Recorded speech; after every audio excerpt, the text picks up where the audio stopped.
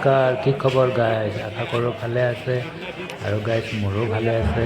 তো আজি গাইজ ৰবিবাৰ ছানডে, তো আমি আবেলি 4-5জনে লগ লাগি মেৰিনা ব্ৰিজৰ ওচৰত থকা এটা পাৰ্ক, যিহেতু জলিতাৰ সমাধি বুলি কোৱা হয়, তো তাতে আমি আবেলি টাইমত অলপ ফুৰিব আহিলোঁ 4-5জন লগ লাগি।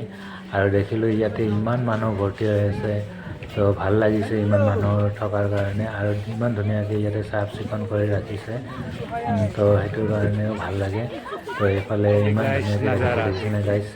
আৰু ইয়াতে মানুহবিলাক পূৰা ফটো চেলফি লোৱাত ব্যস্ত। আৰু ইয়াতে বেছিভাগ মানুহ গাইজ বাহিৰৰ পৰা অহা মানুহবিলাক ইয়াতে বেছিভাগ ফুৰিব আহে।